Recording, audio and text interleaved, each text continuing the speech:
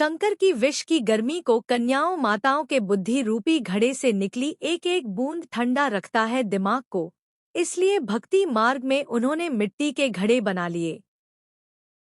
बाबा जब बैसाख के महीना में मटका रख दे तो एक एक बूंद बैसाख के महीना भर मटका से एक एक बूंद पानी गिरा वो क्या नहीं बैसाख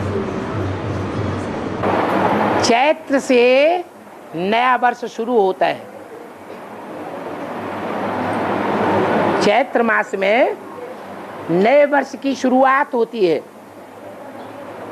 उसके बाद अगला महीना आता है वैशाख।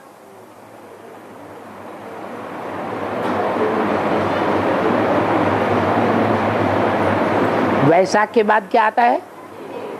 जेठ।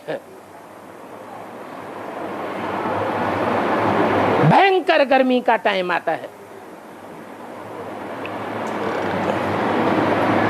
जब सागर मंथन हुआ तो सागर मंथन से पहले पहले विष निकला। विष गर्म होता है या ठंडा होता है? बहुत गर्मी होती है उसमें। वो विष को शंकर जी ने पी लिया।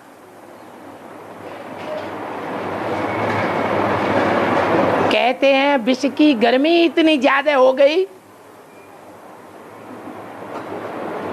कि वैशाख और जेठ का महीना तड़तड़ाती गर्मी होती है। उस गर्मी को शांत करने के लिए वो जल के बड़े घड़े, वो ज्ञान जल है या स्थूल जल है, ऐसे जल के भरे हुए घड़े, घड़े माने बुद्ध रूपी घड़े, वो उनके ऊपर अर्पण किए जाते हैं। उनमें से बूंद बूंद बूंद बूंद ज्ञान जल उस पर टपकता रहता है। वो ज्ञान जल शंकर रूपी लिंग के ऊपर टपकता है या शिव के ऊपर टपकता है? शंकर रूपी लिंग के ऊपर टपकता है, क्योंकि विष शंकर पीता है। विष की गर्मी शंकर को झेलनी पड़े या शिव झेलेगा? शंकर ही झेलता है। तो उस गर्मी को शांत करने के लिए वो जो कन्याओं माताओं रूपी घड़े, बुद्ध रूपी घड़े अर्पण किए जाते हैं, बेसिक नॉलेज में, एडवांस में नहीं। कब? बेसिक नॉलेज में। कभी वो लिंग अर्थात अधूरा पुरुषार्थी ब्राह्मण शंकर को जनेऊ दिखाते हैं ना, वो उस ज्ञान जल को धारण करता रहता है। ठंडा ठंडा बूंदें गिरती है तो दिमाग ठंडा रहता है। इसलिए भक्ति मार्ग में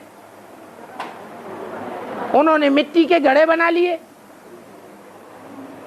मिट्टी के घड़े माने जिनमें देह अभिमान की मिट्टी भरी हुई है।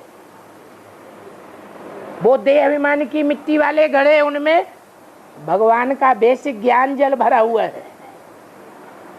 वो बेसिक ज्ञान जल बूंद बूंद करके एक एक महावाक्य उस लिंग के ऊपर टपकता रहता है और फैलता रहता है।